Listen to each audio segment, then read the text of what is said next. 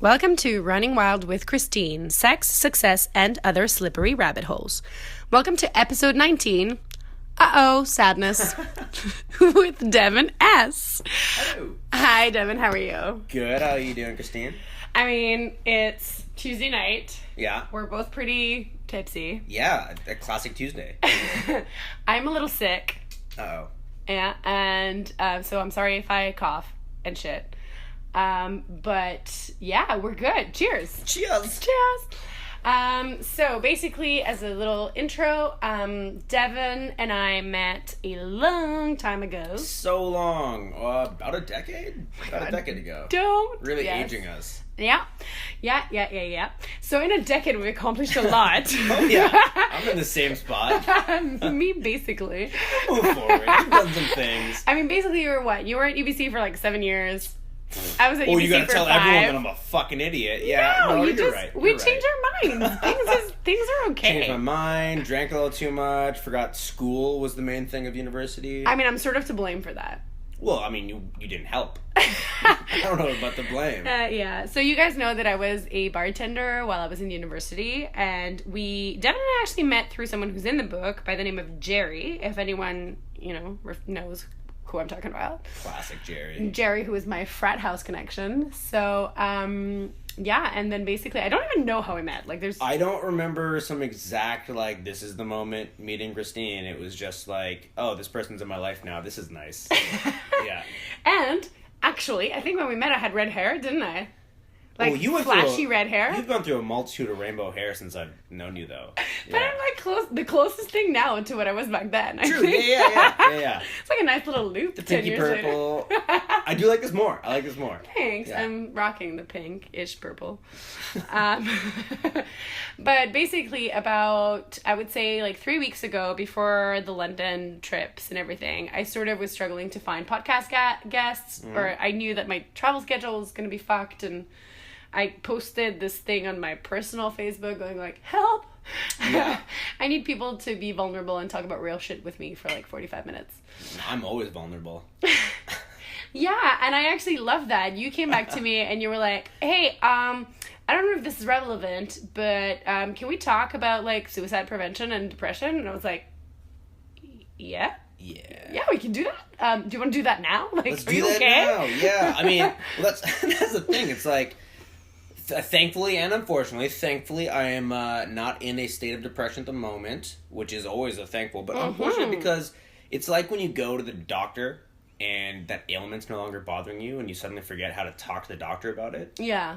But it's still something you gotta get checked out. No, but also I think fortunately when you did send me that message, I was like, okay, Dev, tomorrow, this time, 2-hour Skype. Oh, yeah. That was, you'd been gone for a while. We kept in touch briefly. We talked for 2 or 3 years. That was the first time we ever had a long Skype. And I appreciate the fuck out of that because that was a low point and I needed friends. And to be fair, I didn't even fucking call you because I was that worried about you. I mean, I messaged you because I was worried about you, and we were messaging, and I was texting you regularly because I was worried about you.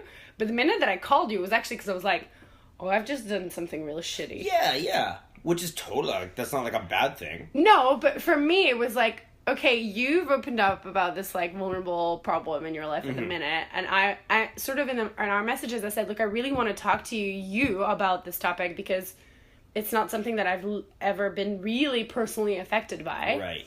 So I don't know what I would say, but I would love to hear your thoughts. But then when I was going through this really sad, which is hence the sadness. Sadness, because it just pops up. Because it came up and I was literally it's 3 fucking in the morning in Switzerland. I'm about to either text someone some stupid shit, which I keep doing. Oh, I was going to say, I'm glad you didn't, but it turns out you might have.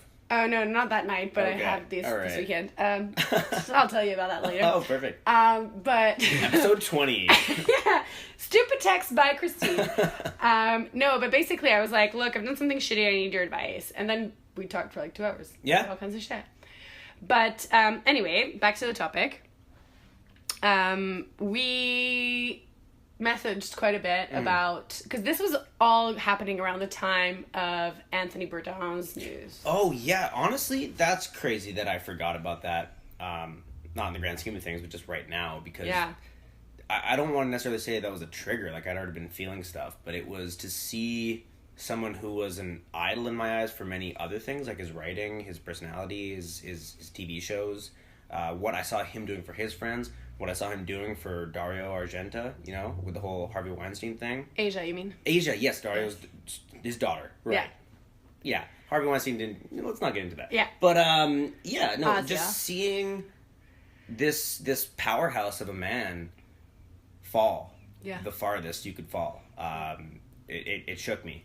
Yeah, I mean, and they say that these kinds of things come in waves and that they're contagious. Like, and that's the word that we use on purpose. Yeah. Because let's not forget, like Kate Spade had just happened too. Yeah, exactly. Yeah. And I think that's something that shook us all. Like, I mean, you're bartending now and I'm unemployed, have been for a couple of years. Right. But ultimately, we're both creative people. Like, you've had your stints within film and TV as well, and that's sort of my goal. And wanted to write, tried writing, stopped writing. We'll write together. Yeah, that's gonna happen. But, sequel. Yeah, or some other TV show. I have some ideas. Yeah. Episode 21. But I think that was kind of like a big trigger for everyone, in the sense of, you know, whether you've gone through it yourself or you have people in your life that are going through it or have gone through it. It's kind of like that. For me, like, watching Ozzy react to it, and I feel sort of very voyeuristic about this whole episode, because, like, we saw a lot of things online, and we're privy to their private lives. Yeah, we don't know these people. But we don't know these people. And I was kind of like, that's the fucked up thing, is that you don't necessarily realize that someone you love is going through the stuff, and it might, like you just said, you're like, I'm fine now, but I don't, like... Oh, I don't know when I was fine and when I wasn't fine. It's not like it has, like, a process. It just is sort of very nonsensical in itself. Absolutely is. Like, the people who know me, like, we talk on a personal level and we hang out.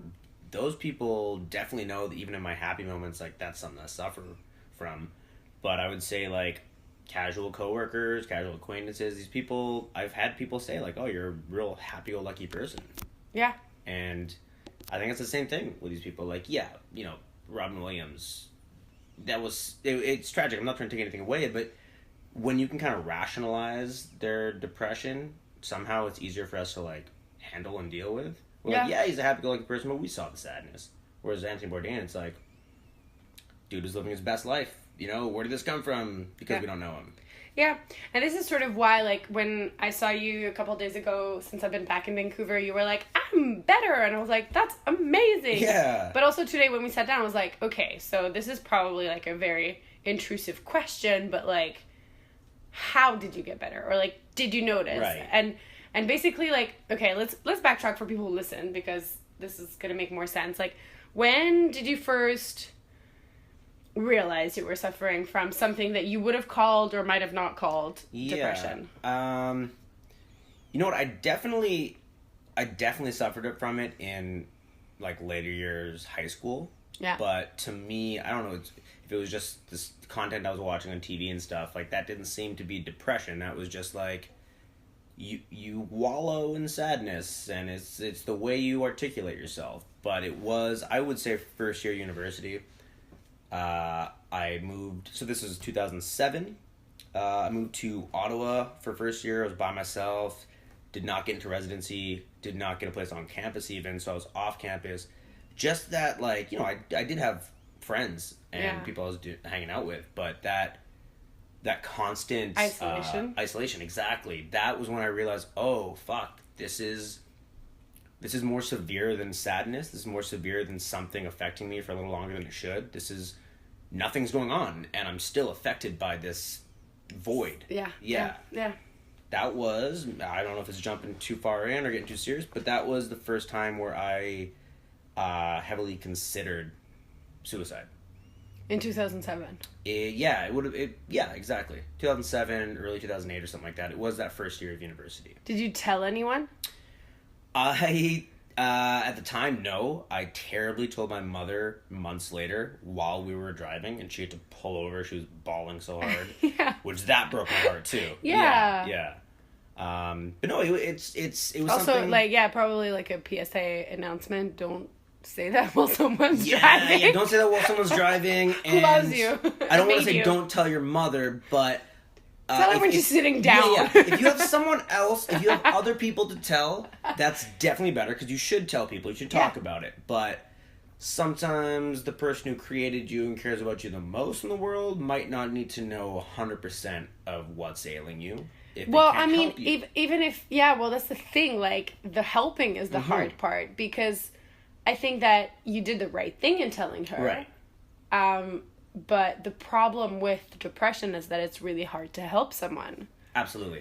And so giving that kind of information to someone who's going to feel helpless can be very guilt-inducing for you and make your situation worse. Totally. I gave her no preparation time, and I've also been on the other side of this conversation where I've had friends talk to me about their depression.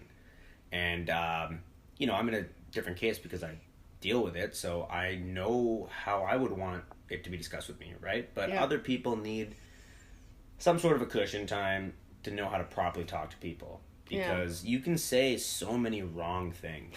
You can... The thing I've heard the most that is just terrible is, have you tried getting over it? Have you tried not being depressed? And it's like, motherfucker, yeah, first fucking thing I did. If that was possible, we wouldn't be talking about this. Yeah. It sounds ridiculous, but, like, I'm sure I've done it. No, exactly. And I don't blame the person ever for it. But there's no blame in this. Yeah. This is why this podcast is, like, here for. Like, we're not blaming ever anyone. Unless they're, like, actual, like, dicks who want to be dicks. Yeah. But, like, what I would like to get across is maybe, like, how to talk to someone about it. Yeah. Especially friends that you already know.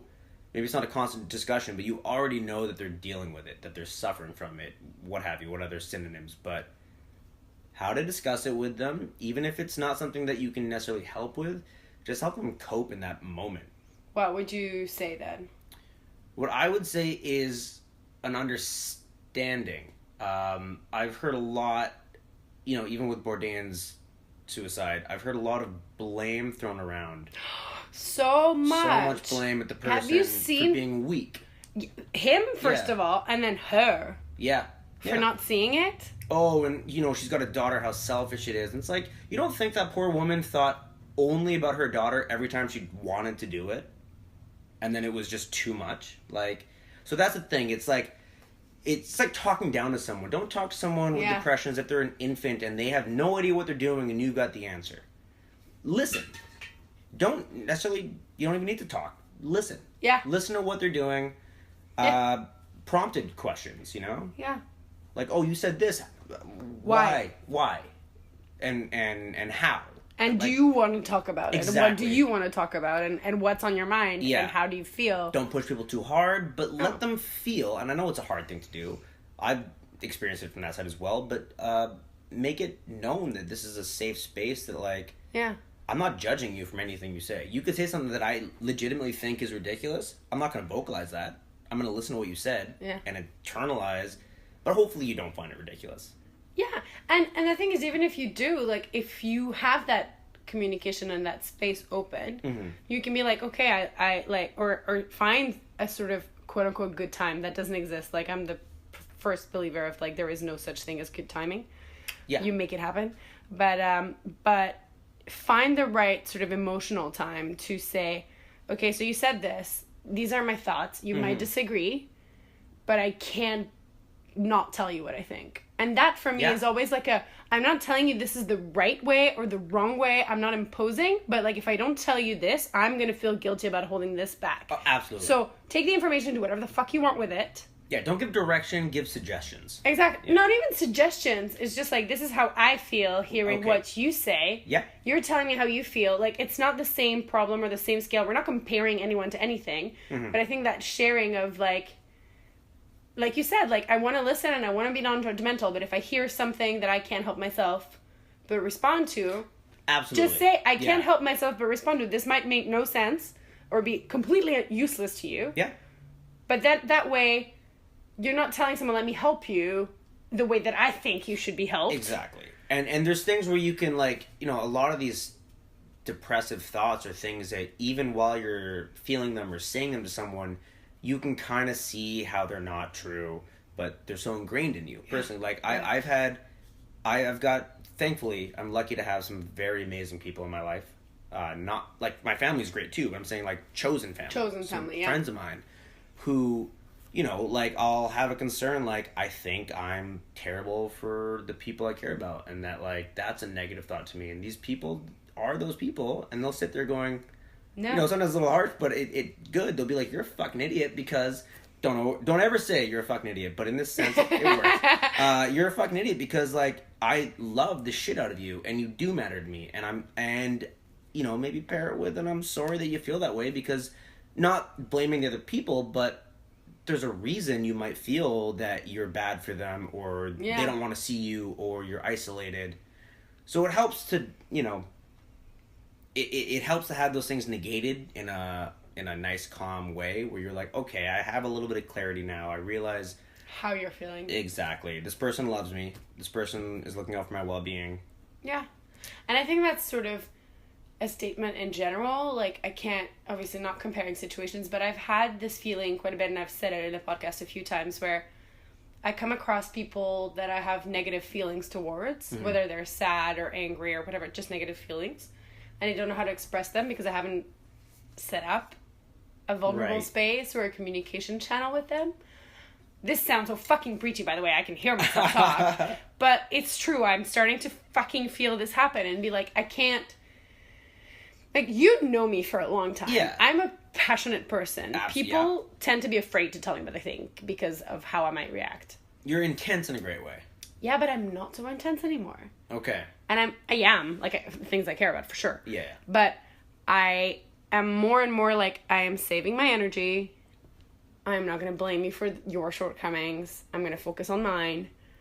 And, like, that's, like, you know, my own, I'm working on it. Mm-hmm. And so I'm finding it very difficult to speak with certain people because they already expect an answer from you instead of listening. Yeah. So this is where I'm coming back to what you were saying, is like, oh, I can't say this to Christine because she's going to overreact. Right. And I do have friends like that, and it sucks. And it's the same, I feel like it's the same thing where, you know, when you have in front of you someone that you're supposed to open up to, and that you know they have this expectation from you, like, oh, I can't say this to Devon because he's going to self-deprecate, or he's going to do the thing that he does, or he's going to... If that expectation is in front of you, it's very difficult to speak. And I am very self-deprecating. A lot of times it's my form of humor, but sometimes it's not. Sometimes it's the depression. Yeah, exactly. And sometimes it's the lack of, like, I don't feel good about myself, so I have nothing good to say. So I'm just going to, like, pawn it off as humor. And for me, it's the other way around. I'm just going to pawn it off as anger. Right, yeah. And I try not to do that anymore, but it's very difficult to get people in front of you to, like, listen and be open. So in my little tiny meaningless way, but you know what I mean? Like, not comparable way. Mm-hmm. I'm sort of like, I can understand the ridiculousness of someone saying, reach out when you're depressed. Oh, yeah, yeah.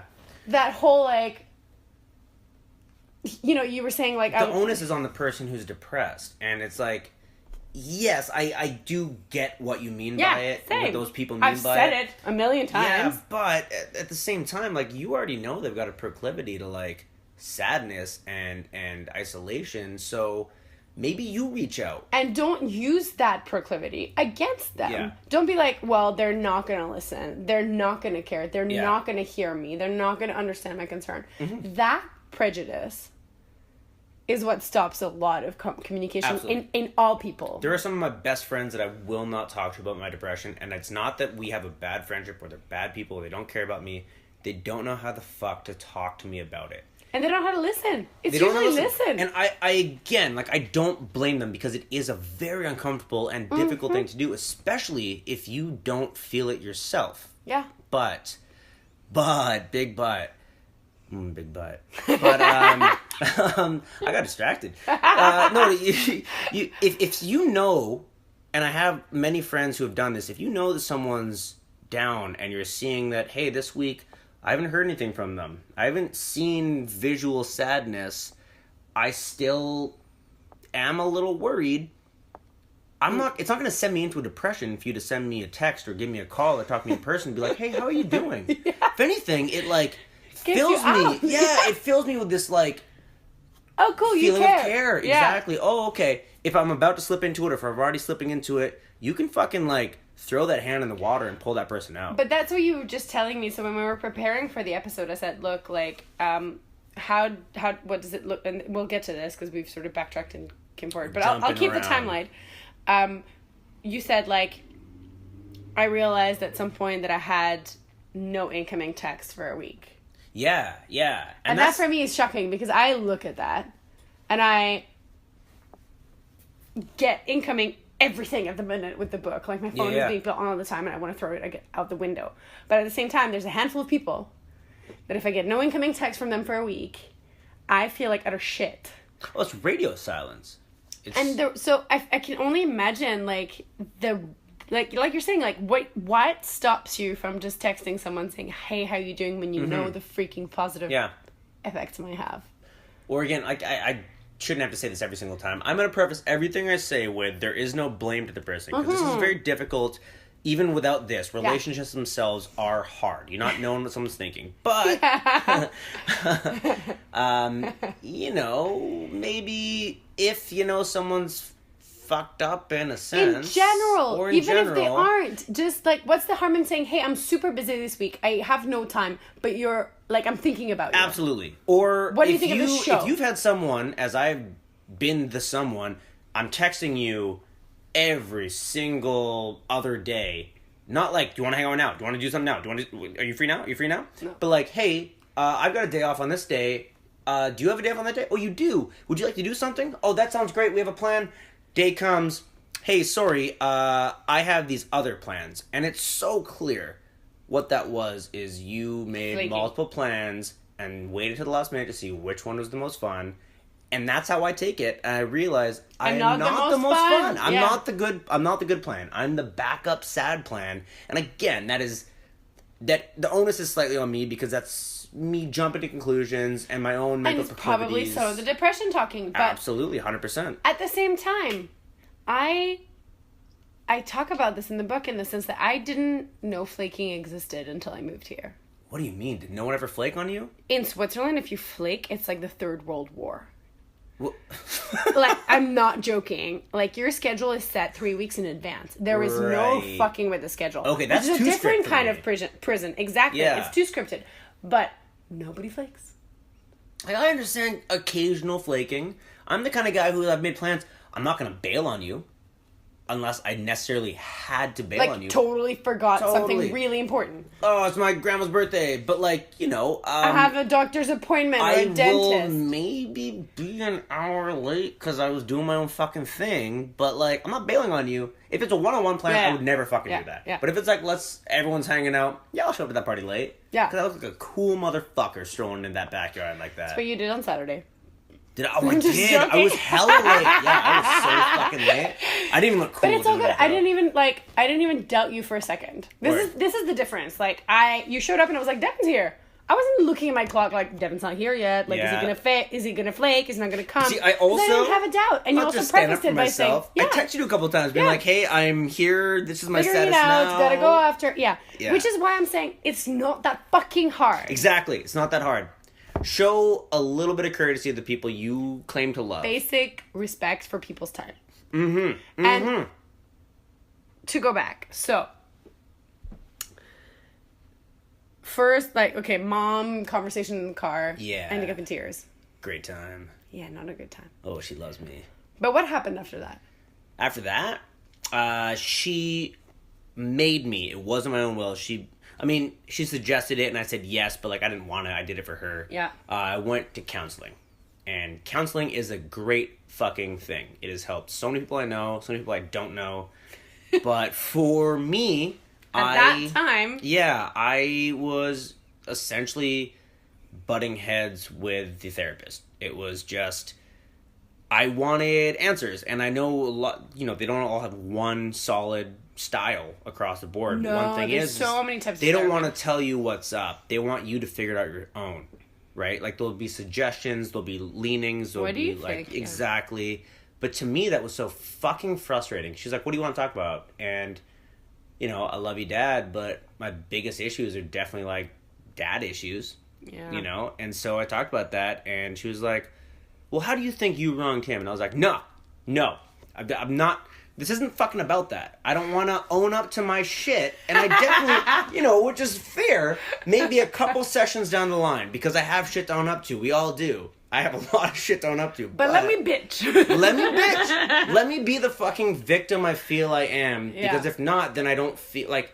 I don't feel your empathy, and right now it's empathy that I fucking need. I wanted her to ingratiate herself into me, understand me. To be fair, you were fucking 18, though. I was 18. Like, let's backtrack to that. Like, for me, there was a massive thing that we now look at the past of our own selves with the hindsight. Oh, totally. I look back at that 18-year-old with a 28-year-old mentality. Which is not fair to the 18-year-old, because the 18-year-old is just angry. It doesn't understand what's happening to him. And is a stunted Vancouverite youth, so I'm like a 14-year-old at best. Yeah. I mean, I didn't know you back then. I can't make generalizations. Oh, I'm the same person now. I just work now. Yeah. But no, okay, so counseling doesn't make you feel better. At that point in time. It didn't. I have gone back at other times, and like that's the thing. I never wanted to dissuade someone from counseling because no. But I'm just tracing your timeline. Right. Okay. So on a very personal thing, yeah. it's not a vague thing. On a very personal thing, it didn't really feel good for me. Yeah. And to be honest, years went by without me feeling that. Maybe I was numbing it because those were the years where I went back to UBC and I met some amazing fucking people and forgot that the point of university is school. And I was drinking a fuckload. Yeah. That's when I first got into weed. I don't blame weed. That's my PSA. Weed has actually helped me in so many ways. But it's a good numbing agent when you're trying to It's a good numbing agent. And so, like, for a while, I was like, oh, I'm happy. All I'm doing is hanging out with people. All I'm doing is drinking. All I'm doing is smoking. I'm having a great time all the fucking time. And yay. So, yay! But then, fucking, then, sadness, right? Sadness. And you're like, oh, you haven't been destroyed. You've just been hiding in the back of my fucking mind. Yeah. And so, it comes up for me in feelings of failure a lot, which I think across the, maybe not across the board, but with many people I've talked to, where I realize, oh, hey, I might fail out of university. And then years later, oh, hey, I'm graduating, but I'm in my 7th year of university. I'm Van Wilder without all the fucking cool shit. And I don't look like Ryan Reynolds. And so... And that's the kind of stuff that still hits me now. Yeah. Is when I realize, oh, I'm not where I ever wanted to be. I'm struggling financially. Social life isn't great. And it's like, oh, all I see is failure. Yeah, but I think that's a really hard point, and I'm so glad you bring it up, because I'm having this conversation, this particular part of the conversation, with people that I would never believe would feel failure. Like people you think are successful in your eyes. No, people who are successful. Okay, yes, yeah. In anyone's eyes. The Bourdain and even and to Kate their Spade own thing. guys. Yeah. But this is the thing, like, these people don't feel like they're not successful. This is the difference, I think. Like, right. the borderline between sort of clinical and not. They haven't met their expectations. Yes. Yeah. And they're, like, and I'm thinking of a person in particular that I can't name, but this person is just, to anyone who does know, like, to anyone who knows them even vaguely, is like goals. Right. Yeah. You know? Yeah. And I spoke to them. I don't even know what we were talking about. We were just on Instagram, like, scrolling, basically bored. And I guess I was probably just posting about my fucking book, as that's all I do. And sorry guys, we're gonna make some noise because we're drinking more vodka. I need drink. I'm talking about my sadness. Click, click. Need that numbing agent. This is empty. These are all Shit, empty. here's These the full are. This is not healthy. Don't do this. Don't do this on a Tuesday night. I mean, but we're definitely celebrating. drink Whatever. if you want to drink. I'm just saying, don't like try and think you're going to be all not depressed after. Yeah. So anyway, this person is like telling me about this whatever Instagram page, Right. and telling me like, oh, you see whoever blah blah is doing blah blah, and I hate Instagram because it makes me feel like shit. And I literally looked at them and went, it makes you feel like shit? Your Instagram makes me feel like shit. And look at my Instagram. I can't complain about my Instagram. It's like London, New York, Paris, bullshit. Like, my Instagram looks like everyone's dream life. But this is crazy. But my Instagram is like, this is fake. This is another thing about the modern age. Modern age is great right now because mental health issues are bigger and we're talking about them and they're more acceptable and they're not taboo. However, the converse side of that is with social media, the failure is like in your face. There is a term that I cannot think of for the life of me right now, but it is seeing someone else's social media and thinking, why I can't live up to this. Yeah. You have to realize people don't post their bullshit. I might. I do. Yeah, we do. I post my sadness because maybe I'm a glutton for it. But most people post the best shit and only the good shit, and so you can't judge your life against that. No. That's something I only recently learned in the last couple of years. But that's why I think it's very difficult to sort of blame someone for feeling their failures more than they are, because we all feel that fucking way at any point in time because of modern technology, and we all choose to indulge in it. Like, we could all turn off our phones. I'm not blaming modern technology for our own fucked upness, but the point is everyone feels like they're failing in a way or another. Yeah, and I envy the people who don't, and I know a lot of people who don't. Like, I don't know. Well, I can't. It's not even people you know, but like I have friends who like, fuck, that could be another mental disorder. But they're like, they see no wrong in what they do, and like in my eyes, maybe I don't see the negatives that they do. They're correct to think that because they're successful financially, successful in work, successful relationship wise, friendship wise. Though? Are they creative? No. Okay, so this is the main point. And so we have a leaning to depression? No. Maybe. Yeah.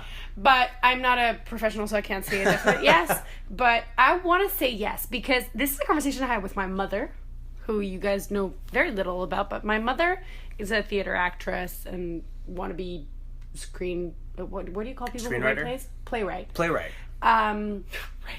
And then you said it, yeah. And then I said it again. That's mansplaining. We'll have another episode about mansplaining, where a woman says something, I say it louder, and I'm the one who said it.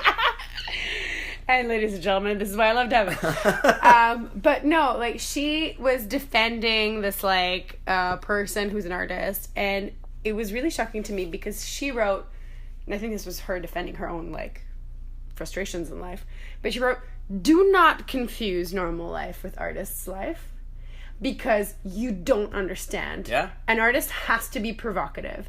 It has to put up things out there that people will disagree with, that look like failure, that look like the wrong thing, that are the wrong thing. Oh, did she say this about James Gunn? No. Hashtag rehire James Gunn. No. I don't want to throw controversial shit. That was such a tangent. He directed Guardians of the Galaxy and Guardians of the Galaxy 2 and a bunch of other shit. He's a great guy. What's He's a funny wrong guy. with him? He's coming under fire. We're going on a tangent. He's coming under fire. Got fired from the third Rabbit one holes. because a bunch of tweets that he did about a decade ago came out, and honestly, like, I read the story and I was like, oh, I'm gonna side with him because people are just taking it out of proportion. I didn't side with him at the start because they were just not funny. Like, they were making light of pedophilia and shit and rape, but like, and I'm not saying I'm okay with those things. No. Like, those are two terrible things. But I know a lot of, not know of, but I love a lot of bad comedians. Comics. Great comics. Bobcat Goldthwait. You know, like, I love comics who make these jokes but can make them funny. And he didn't make them funny, but he used to be a shock value comic. And what a lot of people, Selma Blair, Dave Bautista, are saying now is, what does this show people who can change, who have changed? What is the point in changing? Exactly. If your past still comes back to fuck you up. And I'm not saying across the board, because sometimes people have done something in the past that needs to bite them in the fucking ass. Yeah. But no, she wasn't talking about, she was talking about Emir Kusturica, who is like the most famous Serbian Bosnian. So I'm gonna put him under Balkans just not to create any controversy. Yeah. I've already done that with pedophilia. No, but basically he's a filmmaker who made a movie called Underground that won the Palme d'Or at the Cannes Film Festival in 1998, which you need to watch. We need to watch his movie. Oh, You'll let's love it. watch it. He made a movie called We're going to take a break and watch the movie. No, he made a movie called White Cat, Black Cat about a gypsy wedding. It's fucking the best. It's one of my favorite movies. Watch it. Have a laugh. It's hilarious. White Cat, Black Cat? White Cat, Black Cat. White Cat, by Black Cat. Emir Kusturica. White Cat, Black You Cat. spell that Kusturica. I'll put it in the description. Anyway. So he is super controversial now in the Balkans because he was born under Muslim faith in the Balkans. But there's like only few people in Bosnia who, I guess majority of people in Bosnia, but few people in former Yugoslavia who are Muslim. And he recently in the last 10 years, converted to Orthodox Christianity, which is like the Serbian faith. Okay. He swapped sides. He went full Anakin. But no, because he's not even that religious. So it was just like his own personal fucking choice. Yeah, just like Anakin. But nobody understood this fucking shit and went like, also he doesn't shower and like he like has this like Rasta. Ew, like, okay. Okay, never mind. No, it's just, Rasta fine, but you gotta shower. And I've met him and he's like, but he just does this shaggy look. Okay. And like people are taking his like conversion and it just doesn't make any sense. It's like the fucking typical Balkan bullshit. But anyway, so my mom was defending him against some pretty idiotic people because they weren't attacking him for his art. They were attacking him for the like tiny minute details. Yeah. Versus the 20 years of art he's made. And the only person who came out of the Balkans and made a movie with Johnny Depp called Arizona Dreams. Ooh, I don't know if you've heard of this. Not heard of that. I mean, I hate Depp now. It's like the 90s. Yeah. Way back when. Ooh, Depp's heyday. Yes. And so he's like made it out and like made the region famous. Like, or if you're from the region, like you should clearly put that. Anyway, controversial statements, whatever. She said, "Don't mistake normal life for artist life." Right. And I thought that was. Thank you. I was like, how do we get on this? Yeah. I'm very good at tracing back. You're so good. That's why you host this. That's how I just also deal with my hyperactive brain. But the point is, we're not more prone to it, and I say we as like creative people, but like could be anyone. Thanks for calling me that. But you are. I try to be. No, you are. Continue. I keep interrupting you. Stop being self-deprecating and talking about the things you didn't do. I'm such a man. No, more people interrupt you more than this. No, men suck. Continue. I guess. What I was trying to say is that it's very difficult to compare yourself to people who seem to be succeeding at fitting in the box. Because life is made to make you fit in the box. Mm-hmm. So if you follow the path, you will succeed.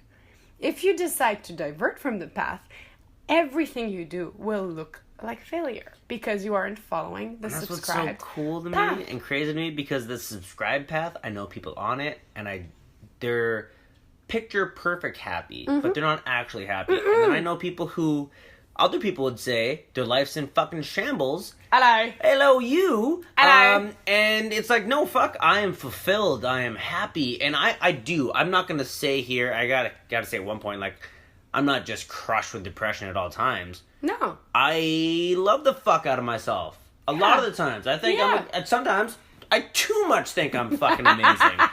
But you are. Oh, thanks, sweetie. I forgot my point. You just complimented me, and I'm just blushing, and I'm just. No, but you see the people on the path, and you're just like, you're not happy. You're not happy, and I would rather be. I don't know about rather because it's pretty intense sometimes, but you know, I think a weird I think that would be contradiction. harder to me if I had dedicated, say, 15 years of my life to becoming like a lawyer or a doctor, and I know I'm minimizing 15 years is nothing for those careers, but had I done that and then realized I hate this, I think I know those people. I think I would have killed myself. I know those people. Literally. Yeah. Like one of my closest friends. Because there's no back out path. There is. Well, always is. Stop practicing? Yeah. Open a flower shop. What the fuck else? Open a flower shop. Yeah, you wasted your parents' money. Your time. That's a very North American approach. Oh, your parents' money? You wasted your money? No, in Europe you don't have to pay. So you wasted university. I'm sorry. The topic of the podcast is now how Europe is way better than North America. No, but a lot of European countries have like very minimal fees for university, so you don't actually get into debt for getting education. Hint, Oh hint, my God. hint. Oh my God. So you wasted earning potential for 10 years because you make shit money or Right. no money. And, like, you have to be an apprentice or an intern for many, many years where you might get into debt because if you want to live alone, you can't survive. But if you live at your parents and suck it up, Yeah. you're not actually in debt when you finish. Let's be honest. Most university students already are living with their parents. Yeah. The world. But I'm not even North fucking America. going to talk about the North American system. Like, I'm very lucky. What's I fucked have up? no You debt. came into it and then fucked off out of it, and you're doing all right. I mean, my daddy paid for it, so I can't. Oh, the fact that you said daddy while chewing on your chain, that's a little viewers only information. That was real sad, Tina. It's very sad because, like, I feel like, I mean, I say it in the book, but I feel like people don't understand how privileged I understand that I am. Now I feel like I'm attacking you. No, and I wasn't you're not meaning attacking to. me. You're not attacking me, but I do. Safe spaces. Safe spaces. All over the no. world. I seriously don't feel attacked. But yes, I came here, I paid international tuition, and I have no debt. I'm like basically in the 1 percentile of students. The Right. most privileged fucking bitter end. I love our tangents because I'm going to say, I know a lot of people like that, and they have shame, and there's no fucking need to be ashamed. No, I'm not ashamed. I just can't put myself in the same boat as people who racked up fuckloads of debt to get a degree that then they decided not to use. Okay. You know what I mean? Yeah. I Let me got a focus. degree and That makes decided not to sense. use it, but I can't compare myself to someone who did that and put like their livelihoods at stake. Yeah. You know? Devon's taking off his shirt. I mouthed it You to got her it. so that I would do it and it wouldn't be weird and you didn't have to announce it. But my apartment It's is 100 sweltering million hot. degrees in here. We closed the windows for you guys. For you, don't we hear turned off the fan. back alley bullshit. But Basically, I am dying. now we're just gonna get naked and drink, and you guys are to blame for it.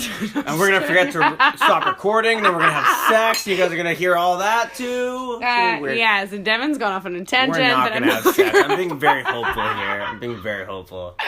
But I mean, whatever.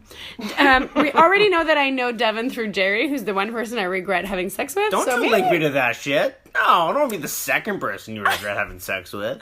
there's many people in between. Okay, so. awesome. I'll be the 70th. Yeah, baby. Oh my god, I hope it's not 70. That's like a really bad ratio. I also hope that if we ever have sex, neither of us regret it. Good.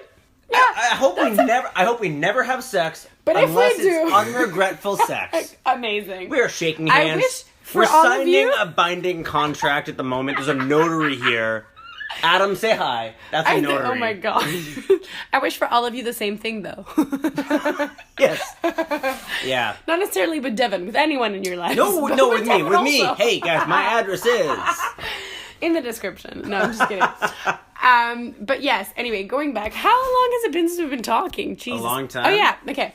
We need to soon wrap it up. We closing? Because we got off suicide and No, depression. dude, we can go for another 15 minutes. They'll listen. I'm cool with anything. I just don't want anyone listening to this to think, oh, we were getting somewhere and then didn't. Yeah.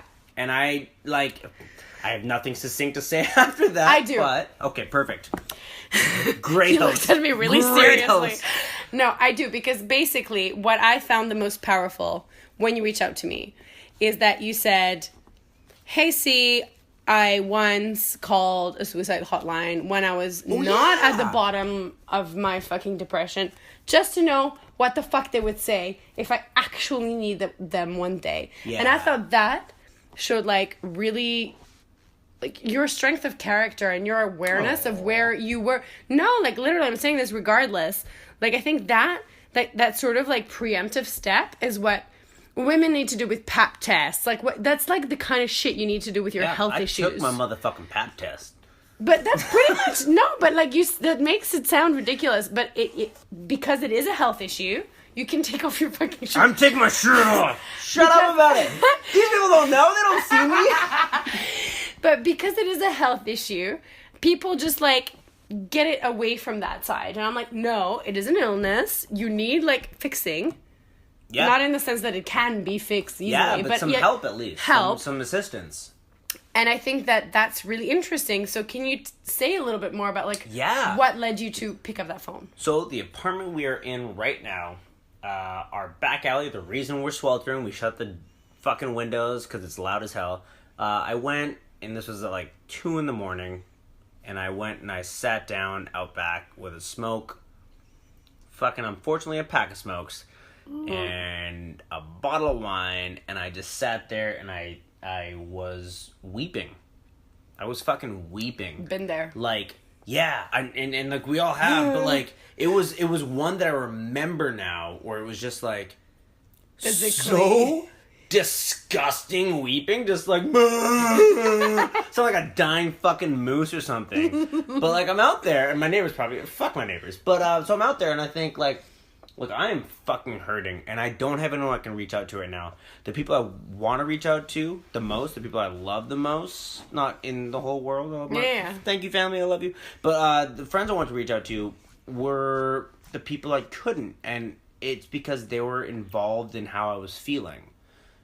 And so it would have been blaming them, and that's not what you yeah, wanted and I to don't do. want to do that. And with a complete lack of options in front of me, I remembered every fucking indie rock act of the late 90s and early 2000s. Anytime their music video had something serious to do, there was a call suicide prevention hotline at the end. And yeah. it was like, I never need that, blah, blah, blah. Looked it up, called it. And this woman answered the phone, and she, at the start, was like that therapist talked about, where it was just like, so how are you feeling? Okay, so it sounds like... Ugh. Okay, so it seems like... And I was like, oh, fuck, it's this again, but I'm also on the verge, so this is a bad time to hear this. And once she got that information from me, from her nonsensical shit... Yeah. She was so helpful. I wish I knew her real name. I don't even remember the name she gave me. But she was... Let's call her fucking Jody. Yeah. Jody was a goddamn superhero, man. Like, the What'd way she she say? talked to me... Shit just like... Look, I know you're feeling this right now. And I said I wasn't thinking of killing myself at that time. But I actually called her and I said, look, in case I am... Because I have before and I could see it coming... Where do I go to? What do I do? And so that's how she started talking to me. And that was unbelievable. She just was like... Okay, so... Look, so, yeah. Okay, so, give me the facts. These are some people in your life. This is what's happening. Maybe they're thinking this. Maybe you cut this person out. Maybe this is happening. Not any of this is what you do. These are maybes. Yeah, like, And- did you think about this? Did you think about Exactly. that? Like, did you consider? And the best maybe was... Hey, these are how other hotlines you can call 24 hours. These are other things you can go into at your local hospital to go talk to people. Because my big thing with counseling is I'm paycheck to paycheck. Mm-hmm. And it's like, I can't afford... When people tell me, oh, it's cheap, it's $100 a session.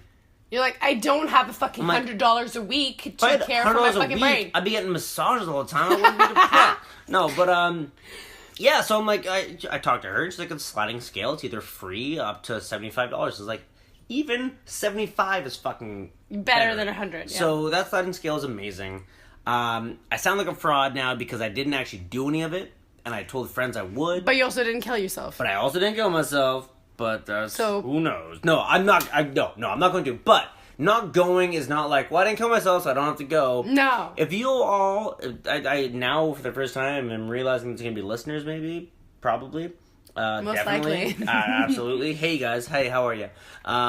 If you're feeling this way, call, see them, go see anybody. Even if it's to get angry. Yeah, not even just talk to your friends. I'm sure you have already tried, and if from the reasons I've said, where they just don't know how to talk to you, or the fact that your friends just suck ass, if you don't have that outlet, and you don't have a family outlet, go to a counselor. Call anybody. They're in every city, everywhere. least as I know of, progressive, forward, Everywhere. first world, second world, maybe. And if third world not, countries. you have Twitter and Instagram, and there's Exactly. ways. Reach out to people. To either of us, by the way. And I know that we started this saying that we don't need to reach out. No. But I reach know. out if you need to. If you you know, need it's to. a different thing. But this is the same thing, like in that curious mindset where you went, okay, well, now I have no one else, so I'm going to see what the fuck this is. And I might either like be disappointed or not, or get answered to or not, or feel however. She made me stop sobbing.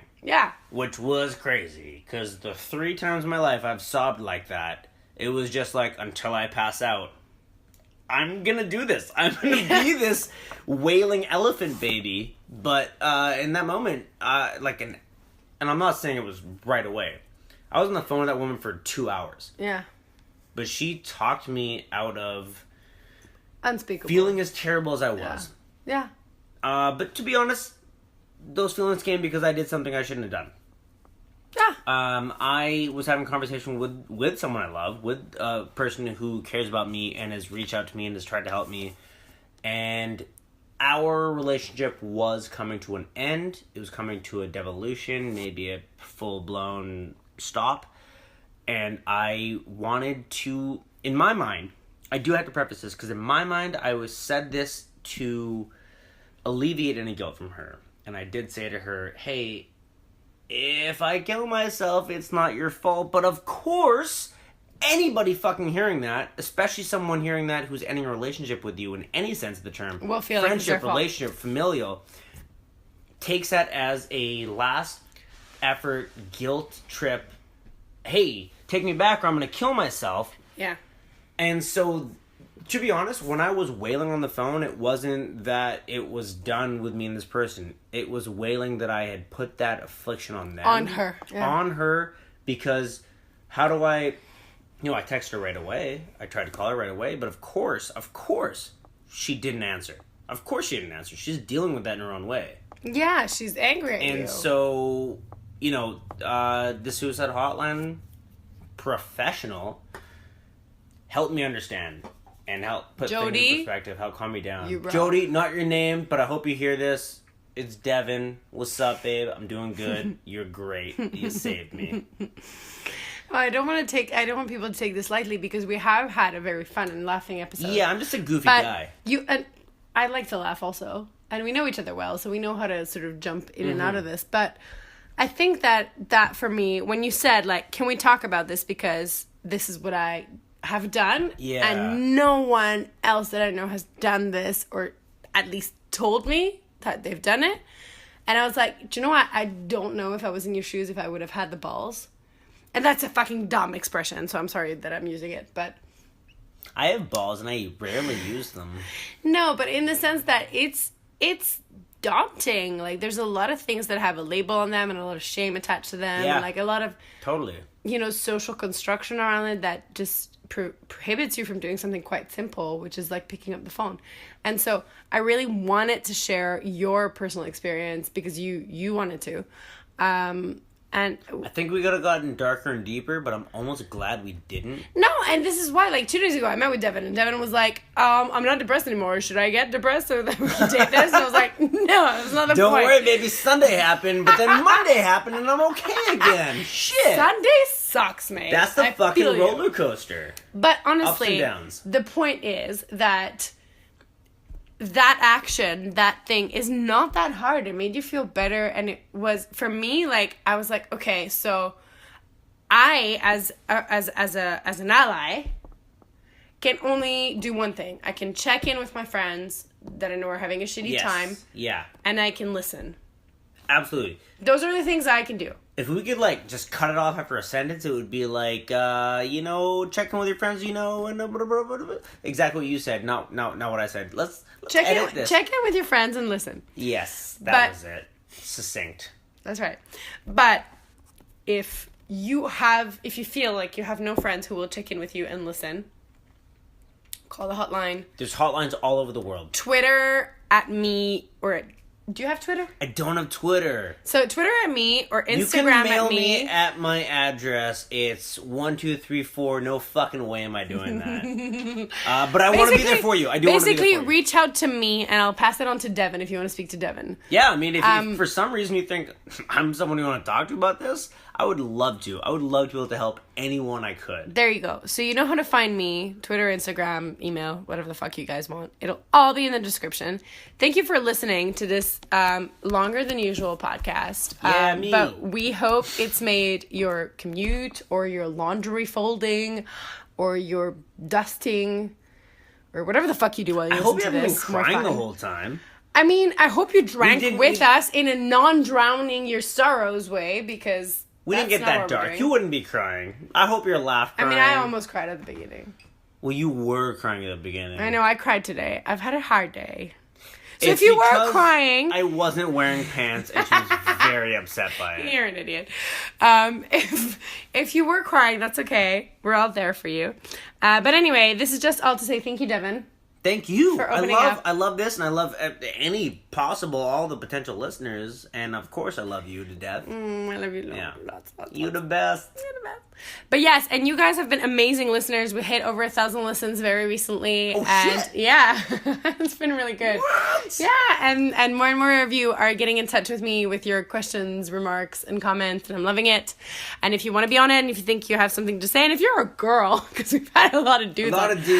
But, I mean, if you're a dude and you have something to say that we haven't said, please. You guys know dudes. I like hanging out with dudes. All the dudes come at me. But yes, get in touch with us. Lots of love. And speak to you guys next Friday. Thanks, Devon. Speak to you soon. Bye. Bye.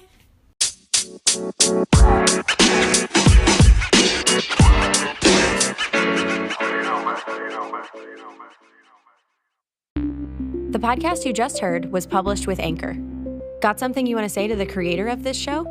Send them a voice message using the Anchor app, free for iOS and Android.